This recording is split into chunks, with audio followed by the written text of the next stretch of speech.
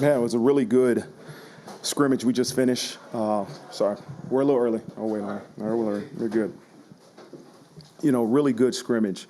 I don't have the total number of plays. I'll get that at some point, but we wanted to get around 100 between the ones, twos, and threes. And I know we were close. We might even went over that a little bit. The offense ended up winning 40-42. Again, it's a unique way of scoring. Nobody really knows how it's scored. They just kind of look at the scoreboard. But the keys to victory in the jersey scrimmage is I challenge the group. It's the opening drive. Like, can I get a first down and keep the drive going, or if the defense able to get a 3-and-out, which is really hard to do. But the offense were able to establish 9 first downs on that opening drive, and the defense stopped them, had 3 3-and-outs. And then the other key is turnovers, and the defense forced 2 turnovers. But the positive part is it wasn't the ones or the twos, right? The threes. So we're going to need everybody. So I don't want to make it like it's not important. But man, it was a really, really the best jersey scrimmage I've been a part of, to see 2 groups really competing throughout the entirety of the scrimmage. Again, not everybody played. Some guys got a couple reps and got some live reps. We pulled them, but it was really good to see. And I told our coaching staff, man, that's the most prepared group I've been a part of. Both sides of the ball, really competing, really executing, not trying to trick each other, just doing what you've been doing. It was a great scrimmage. So I'm very pleased. Look forward to go back and watching it and finding ways that we have to improve. So with that, I'll open up for questions. The one we were pretty healthy. Chance Tucker got injured. I don't know the extent of his injury. I think they said it was a lower leg, knee, but I don't know the extent of it. But other than that, we stayed healthy. I'll open up for questions. Somebody raise your hand and go first. All right, go ahead, Chuck, right down there in the middle. With Mike's offense, where have you seen the most improvement this fall? I think the elimination of mental errors, pre-snap errors, formations, like it's clean. From practice 1 to practice 15, you've seen it become clean. Like, it's an explosive offense. They do a lot of different things, a lot of motions, a lot of shifts. They utilize a lot of different personnels. And when you do that, it takes time to get clean, right? And what I say is, when there's clarity, then you see velocity. You see guys playing with speed. And that's, to me, the biggest positive is that, man, the execution, the way you eliminate pre-snap penalties has really been pleasing to see. We haven't spoken to you since the injury to Charles on the offensive line. How are you seeing the offensive line develop? And do you think you have a starting offensive line set yet?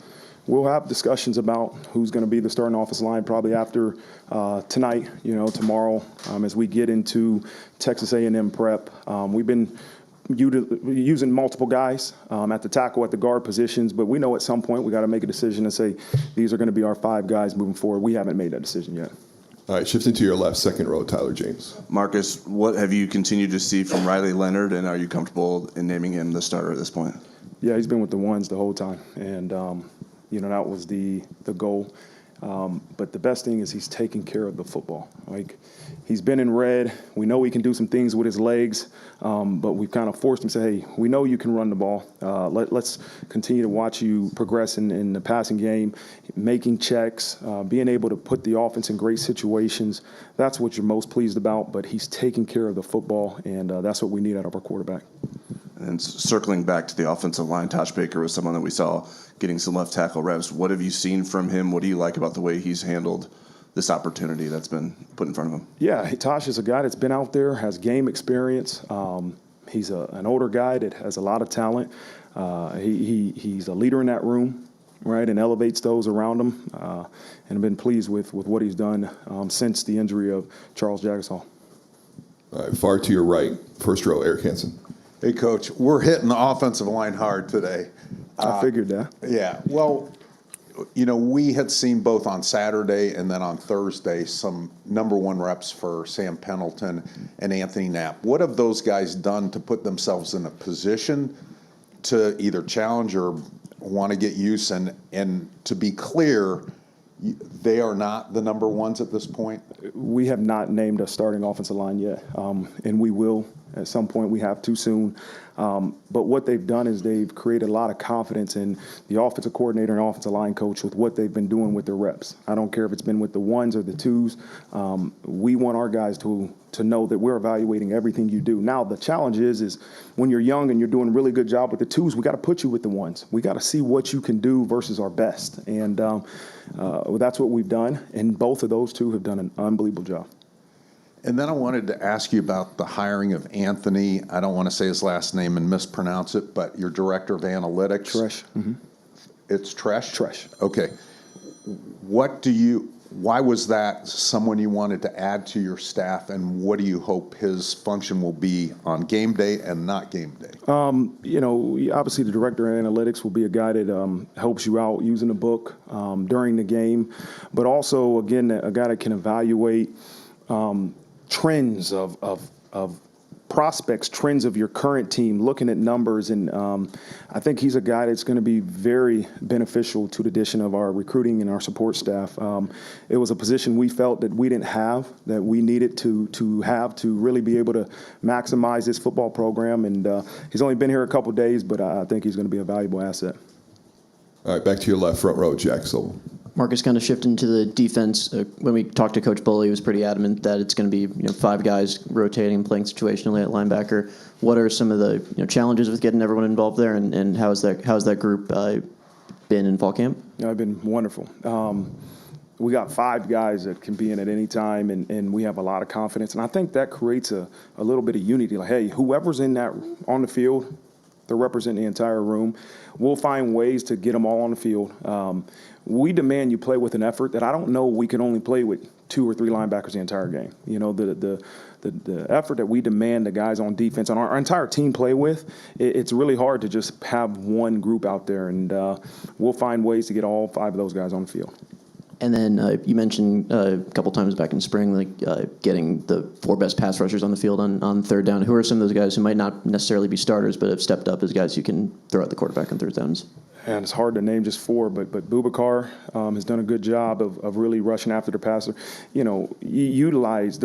It's not just defensive linemen. You can utilize linebackers, which you saw Jalen Sneed do last year.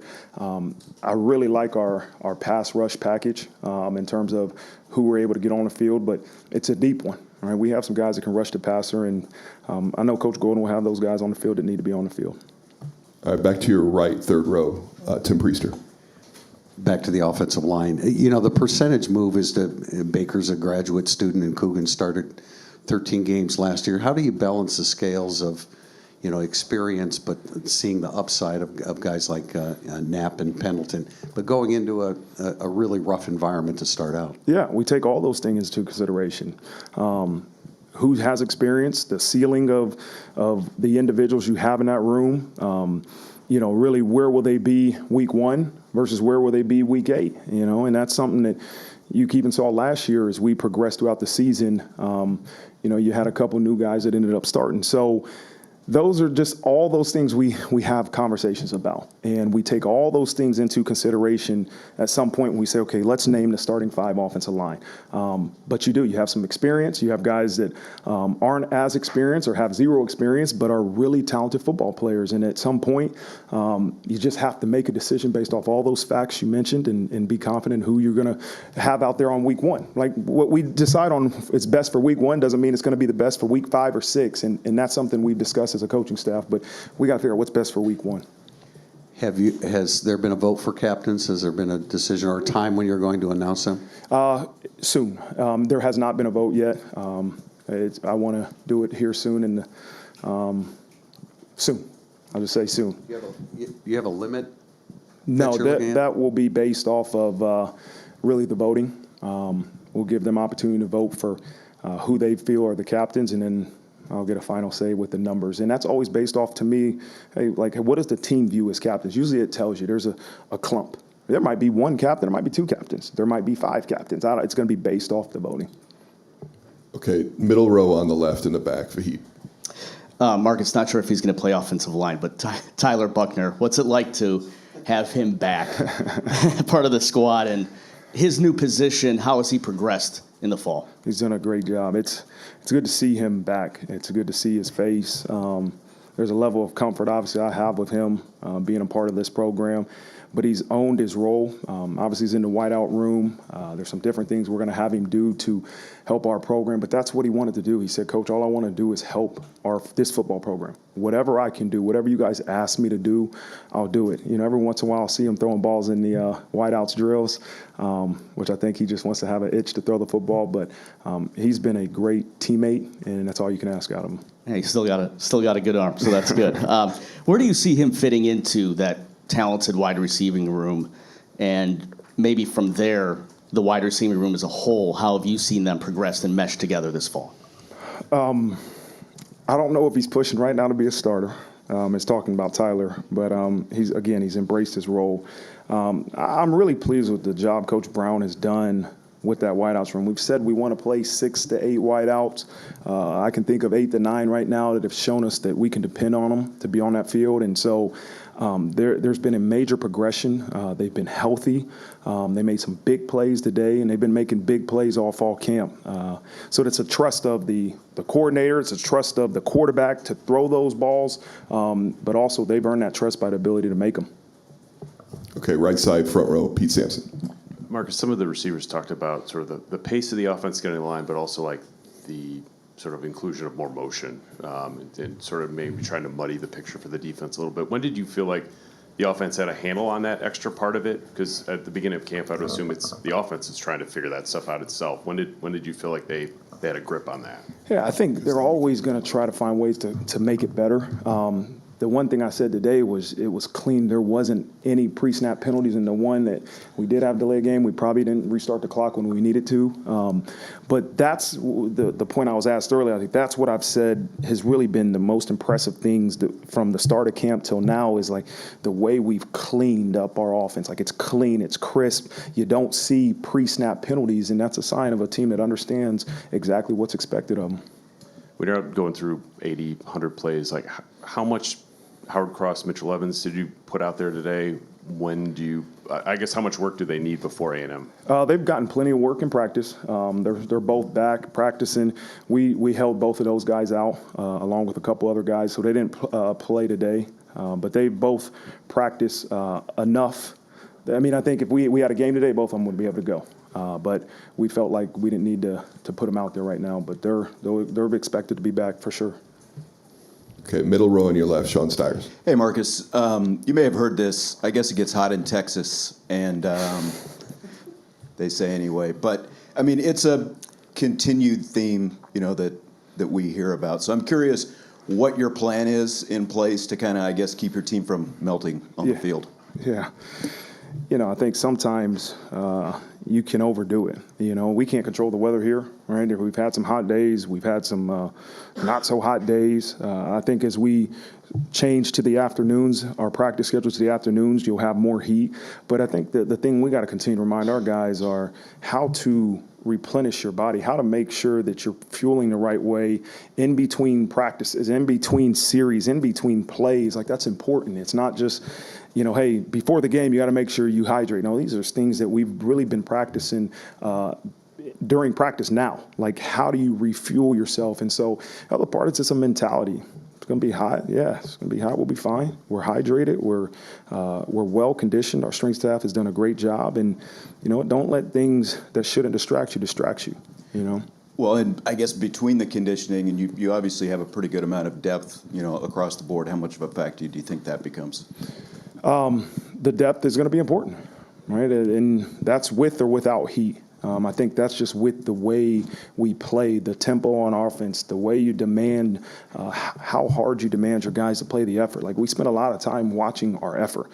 Do we play through the whistle? When we say win the interval, it's 5 seconds. That could be 9 seconds. And so if we're demanding that type of effort, we have to have guys that are able to roll in there. All right, Coach, we're jumping back to the camera well here with LeVon. Hey, Coach, it seems like your receivers are kind of getting that chemistry together with Riley Leonard so much that Jaden Thomas had a comparison, an NFL quarterback comparison for Riley Leonard, and he said because of his physical makeup, it was Josh Allen, and with the speed that he's able to reach, that it was Lamar Jackson. Curious on your thoughts. Oh, man, I'm no quarterback guru. JT's opinions is JT, but he's a physical, good-looking dude, man. I don't know how big Josh Allen is. I don't. And so I don't think he's Lamar Jackson, the NFL MVP, but he's exactly what we need. All right, last question is going to go Mike Berardino right there in the middle. Hey, Marcus.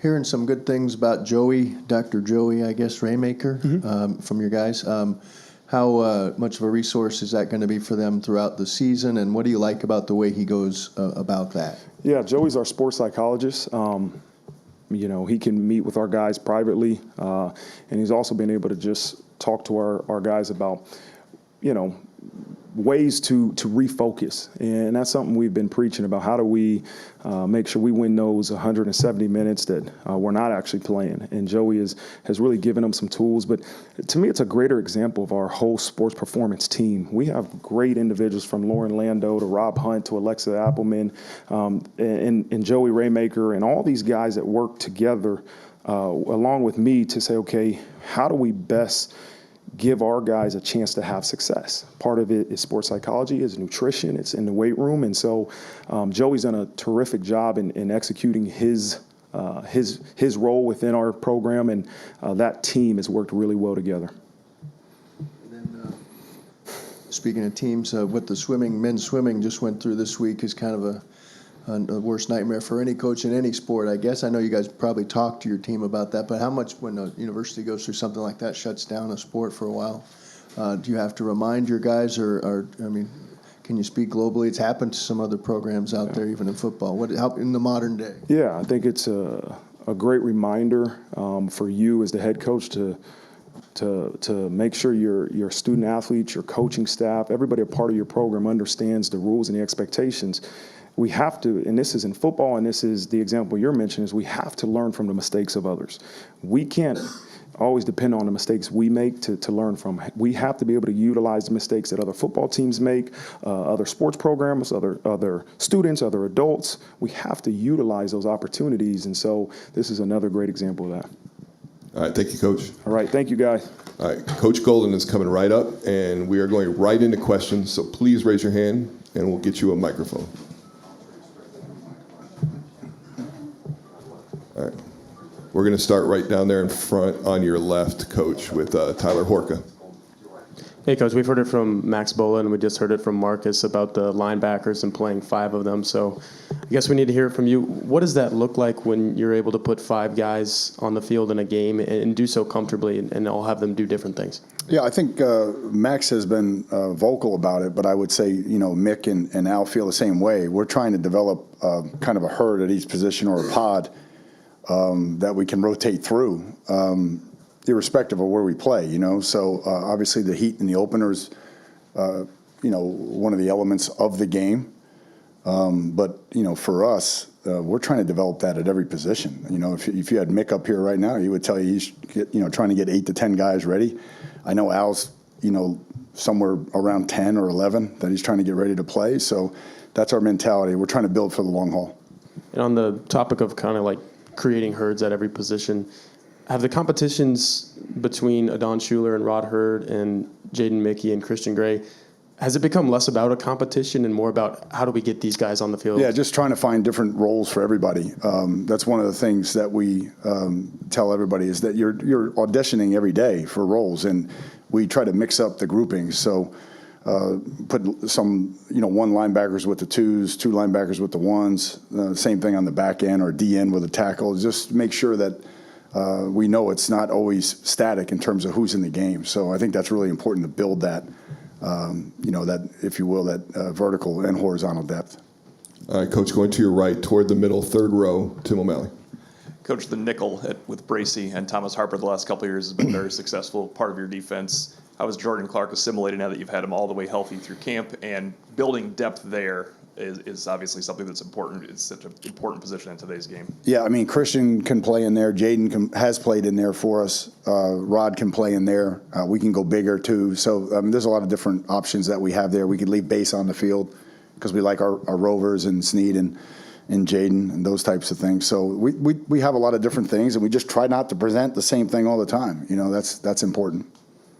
we mentioned Al can go 10 or 11, even when Rubio's back 12 deep on the defensive line. How has that worked out on the strong side where we see 3 really capable bodies and 2 proven players in R.J. Oben and Josh Burnham, and obviously Bryce Young just has the look of a... And you said what? How does it work on where? The rotation on the strong side defensive end, how has Oben kind of assimilated and Josh Burnham Yeah, moved so over? Bryce, Josh Burnham, Boubacar can play over there. So, I mean, I guess what I'm saying is we're not as static as it appears on the paper. You know what I mean? So, like some days we'll say, all right, so-and-so, you got to go play this or you got to play that. And you're just trying to build it for the long term. It's a long season.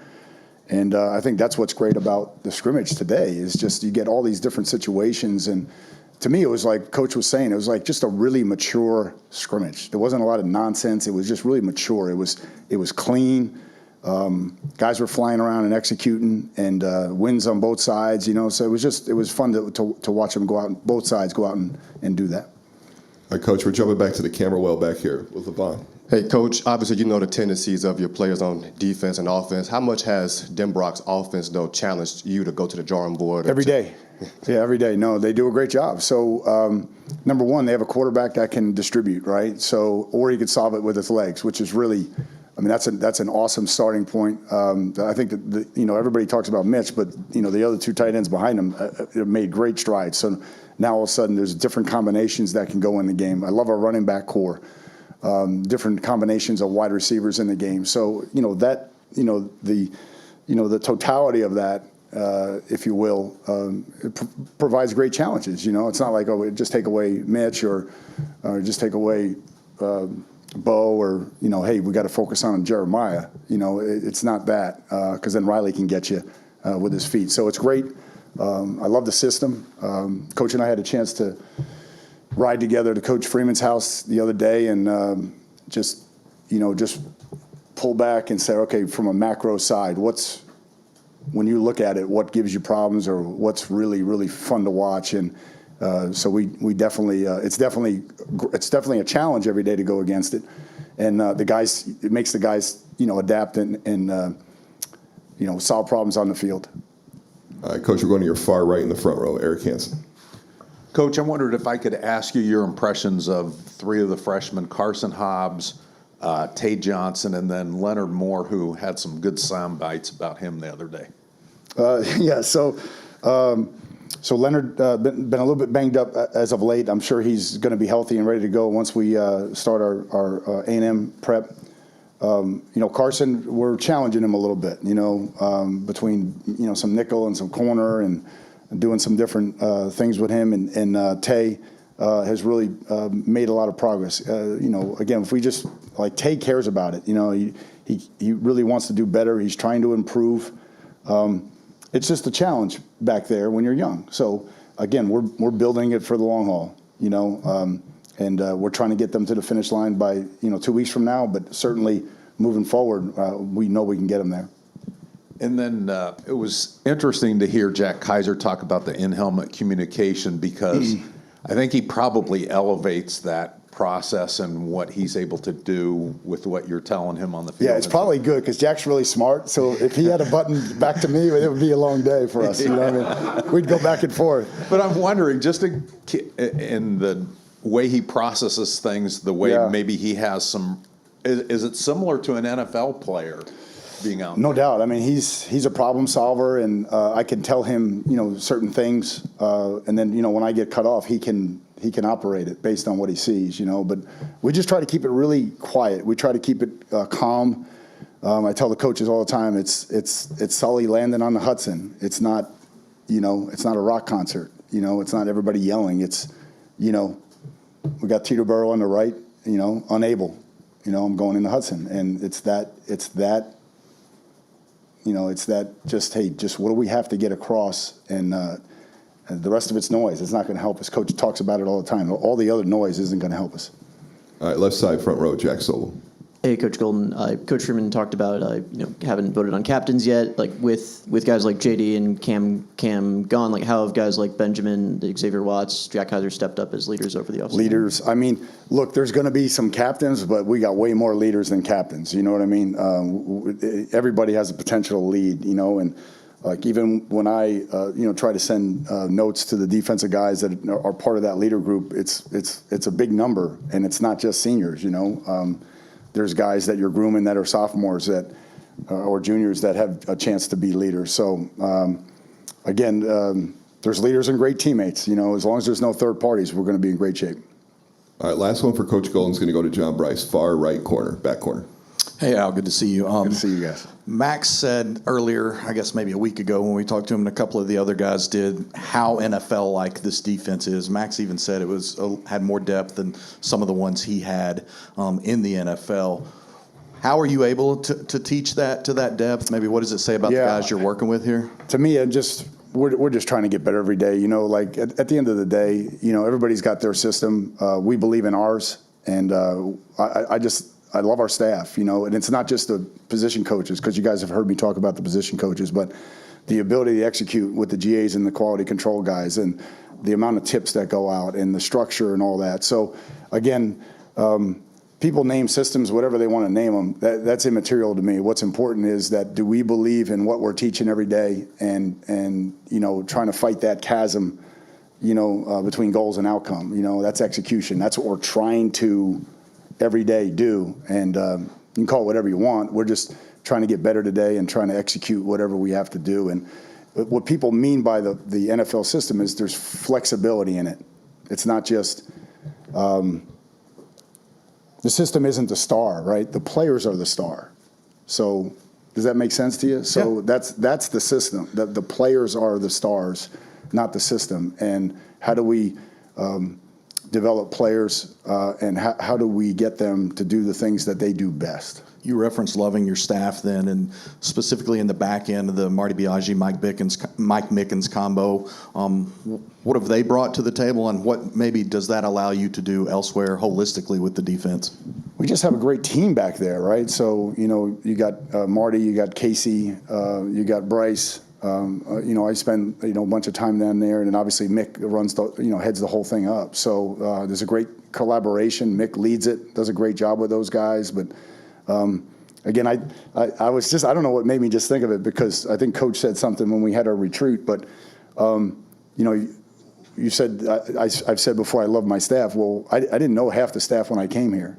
I didn't know the staff. You know what I mean? And so to be able to come here and mesh the way that we've meshed with Mick and Al and Mike Moon and all those guys, it's that part of it's been a blessing. You know what I mean? To take that leap of faith and then be rewarded, because they're great human beings and they're great teachers and great mentors and great fathers, and we get to work together every day. It's awesome.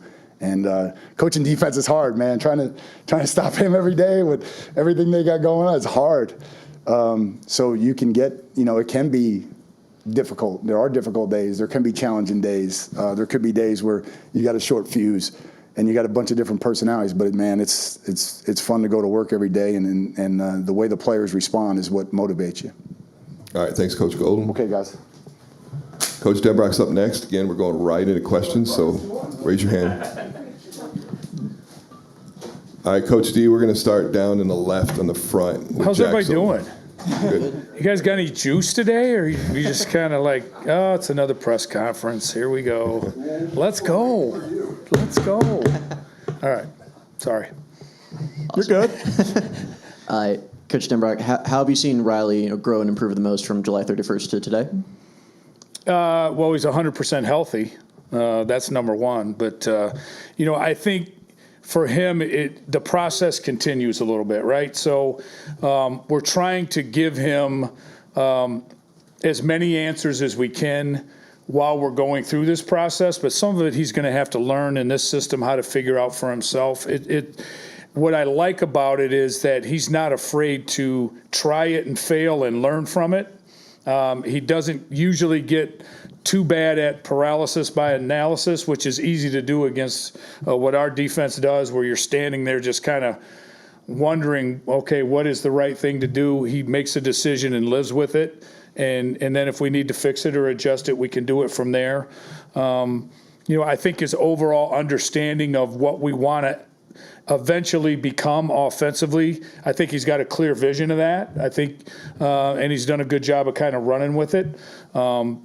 probably the most important thing to me is once I think our football team got a chance to really get to know him and be around him even more than they did in the spring, where he was actually in the weight room, he's actually on the practice field, he's actually taking the snaps. I think the respect that's grown for him within our locker room is pretty cool to be a part of. And then up front, Coach Freeman said you're not quite ready to name a starting 5 offensive line, but what have guys like Anthony Knapp and Sam Pendleton done, over the offseason to put themselves in the conversation for that? Yeah, I mean, I think it's what we ask for as coaches, right? They consistently perform at a high level, and stacking days together and stacking periods together and stacking reps together. This isn't anything we've rewarded them with. They've earned opportunities to be seen against the best things that our defense can provide us, and then we'll make our final decisions and evaluations from there. But it's because of the work that they've done, because of the consistency that they've shown and the ability that they've shown, quite frankly, that's put them in the position to do it. Okay, middle row on your right, Chuck Freebie. What was your evaluation of the scrimmage today? Man, I'm really hard to please. So I didn't really like it, to be honest with you. I thought, did you guys know what the score was? We were 42-40. Yeah, I mean, if you were asking me if we would have played the way we're capable of playing, I would have hoped that there would have been a little bit bigger margin there. But, there's a lot of things that we're still growing from and cleaning up, you know what I mean? And I'm not going to sit here and say that we're any sort of a finished product in any way, shape, or form, but what I'm most proud of with this group is their expectation, I think, for themselves has begun to grow. Almost they require it from one another. And when we actually make that leap where that's our mentality offensively, we've got some pieces. We've got some people up front. We got some people on the perimeter. We got some people throwing it. We got some people catching it. We're going to continually get better. The faster we can speed that process up, fine. But today for me was 42-40 to me is kind of like, yeah, we won 50% of the time and we weren't as successful 50% of the time. So we're going to have to go back, analyze the tape, learn from what we did wrong, and fix it so it doesn't have to be close next time. And then let's hear your version of the car ride with Coach Golden. What did you get out of that? Yeah, listen, Al's fantastic. The whole defensive staff and the communication piece of all this between the two staffs in particular is vital to everything that we're doing because we're building a football team here, right? And I need to know information from him, and I hope, and he knows that when he needs something from me, he's going to get it so that we can make each other better. If there's adjustments that need to be made, if there's tells in what we're doing, do we need to disguise this, that, or something else better? Are we doing too much of this? Are we, what really stings you when you're in this coverage? All those types of questions are going back and forth, or he'll say, man, when you do this certain thing and Riley's back there, it's a problem for us. And then when we get into scrimmages like today, I go ding and I make a mental note and I put that and it ends up on the call sheet. No, I'm just kidding. But just that interaction with the defensive staff is so vital, I think, to our development, and hopefully it helps them a little bit as well. All right, Coach, we're going to jump back to the cameras back here with LeVon. Hey, Coach, that same intensity that you showed when you first walked up to the podium, we've seen it on the field as well. How have your players on the offense and defensive side of the ball probably adapted that from when you first got here to now? Yeah, I mean, I hope that they can feel through how I coach them how important not only they are to me, but how important this university and this football program are to me. And that's really where it comes from. It's a passion about helping them be better. And sometimes it's a little direct. But, as I needed when I was a young person, sometimes I needed to be snapped back in the right direction. And, hopefully they understand that it comes from a good place and they've done a great job with that. But I think what's great about it and what I really like about it more than all of it is they're starting to kind of take that from me. And I can't wait for that to happen. So when I don't have to be a lunatic in situations and they kind of fix it themselves, then we're we're really going to be moving in a positive direction. I know you just kind of touched on your thoughts on the practice today and where your offense is, but you've had some successful offenses in the past. What do you see the ceiling for this team? I don't know that we have one. I mean, I don't know that. I think right now we're still in the process of finishing developing what it's going to look like week one, and I think as the season goes along, this development that's taking place with us now offensively, I think can continue to get better and better and better. And, where we're going to be week one and where we're going to be at the end of the season, I hope that everybody in here can report that you can visibly see how much better they are now than when they started. And I think you can see that from where we were in spring ball to where we are now. And it's up to us as coaches to make sure that process continues. Okay, we're going to the right side, third row, Tim Priester. Mike, similar question that I had for Coach Freeman. How do the percentage play would be to put the two older guys on the left side of the line? How do you balance the scales to make that decision with the two young guys that obviously are doing good things? Those are tough ones, right? Because, it's almost like when you have, a lot of people in here have their own children, right? So at what point do you trust them to themselves? Right? You're ready.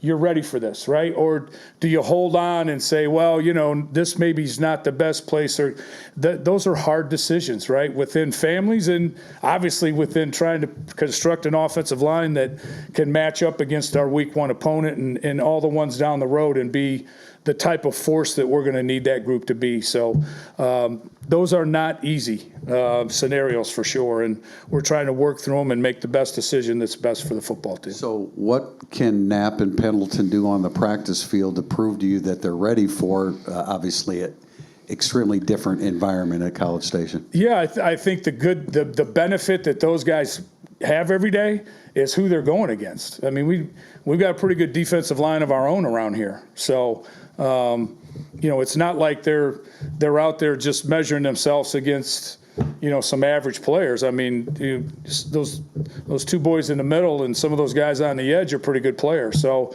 at least we have that kind of as a reference point. And I'm not comparing our D-line to anybody else's D-line. I'm just saying we've got some really talented players on the defensive line here at this university, and they get to match up with those guys every day.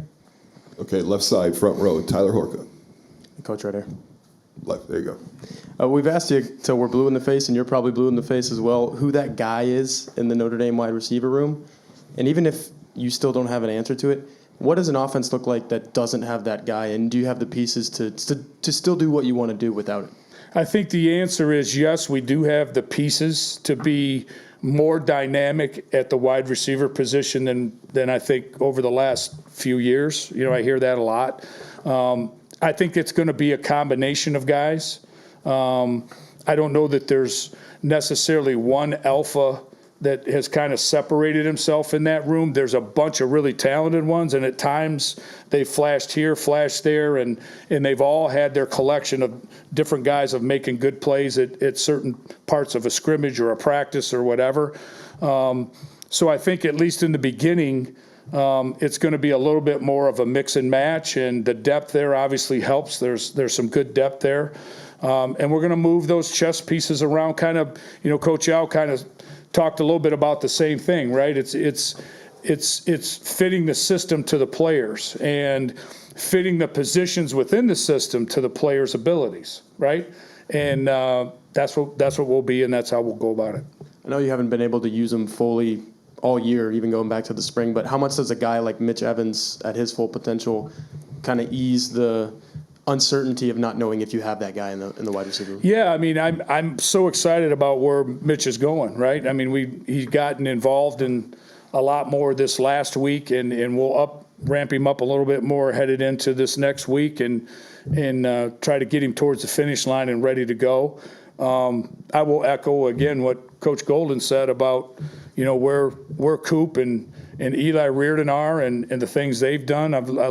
I like that room. Jack Larson's done some good things. Woody's a tough, solid player that has a role. I mean, Kevin coming off of 2 back-to-back knee surgeries, is in there in some short yardage situations, letting it rip. So I'm proud of those dudes in that room. I don't tell them that very much, but I like that collection of people in that. Them, Mitch included in that group, has an opportunity to take a lot of pressure off a lot of positions.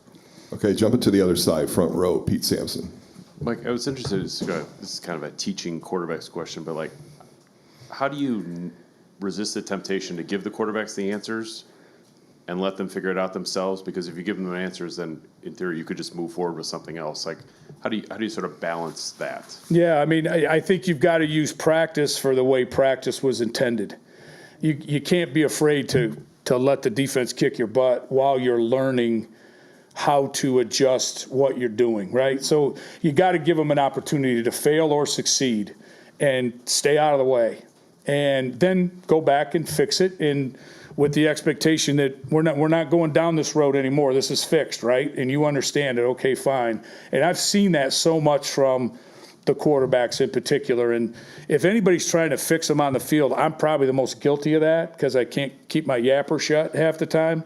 Gino does an unbelievable job, Coach Gaduli, of staying back, letting them figure it out, and then correcting it afterwards. And I think that has benefited not only Riley but Steve as well, and the other quarterbacks. The receivers talked about like the pace of the offense getting in line, but also maybe more motions than what they did last year.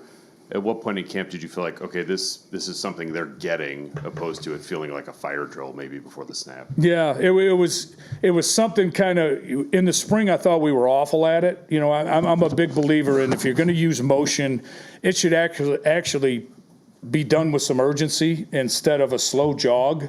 You know, and ingraining that, or whether you're shifting formations or whatever, let's keep some pressure on the people we're trying, right? And then make them adjust to what we're doing, right? And instead of, you might as well line up there. And you'll hear me say that a lot to the guys. That you motion over there so damn slow, you might as well just line up over there. What's the difference? You know, so we're trying to get that part of it.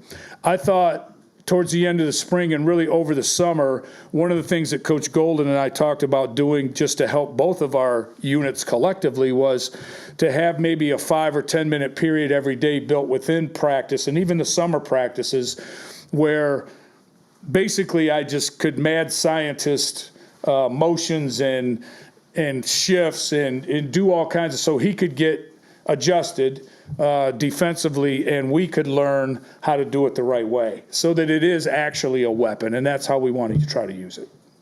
Okay, left side down the middle, Mike Berdino. Hey, Mike.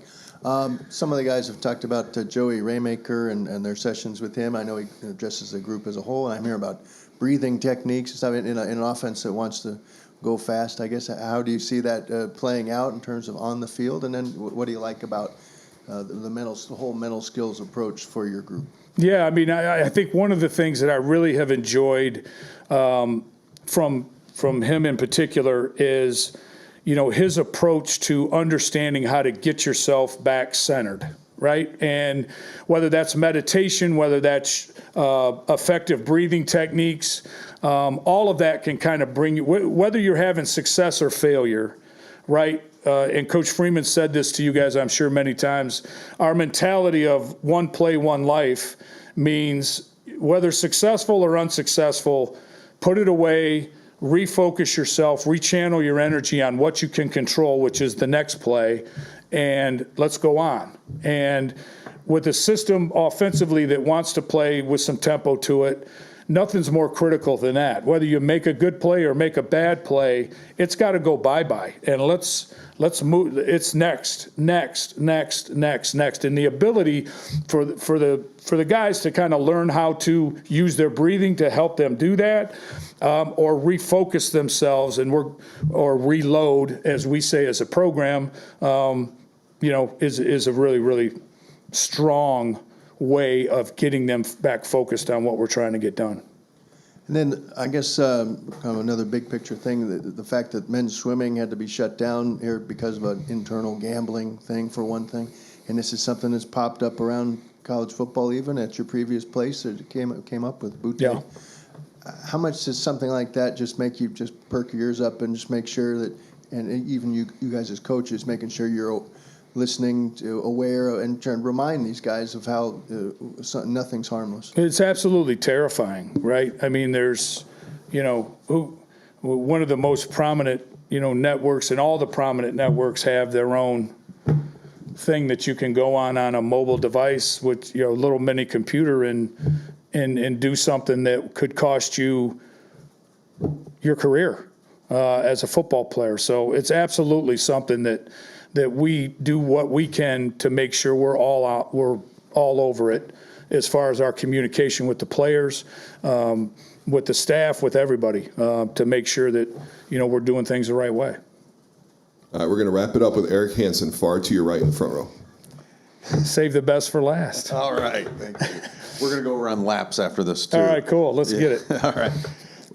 Jaden Daniels, his last year at Arizona State, you look at his stats and you kind of shrug your shoulders, and then he comes to LSU, he's got competition, and you have to design an offense. You have to perceive ceiling about him. Same thing with Riley Leonard. How do you perceive ceiling with somebody like that? How do you coach that into your scheme, and how you go about making him better? Yeah, I mean, I look at those guys so similarly in a lot of aspects, and I'm not saying like physical characteristics are exactly the same, but situational from coming into a program and into this offensive system in particular. If you think back, and you guys probably didn't study this at all, and no reason that you should, but 2022 at LSU when Jaden started, I think it was the third game of the season, we go to Auburn, and we can't move it from me. I mean, I want to say we threw for like 90 yards, maybe 82, 86. I don't know. It was under 100, which my boss at the time reminded me of about 100 times on the plane on the way back.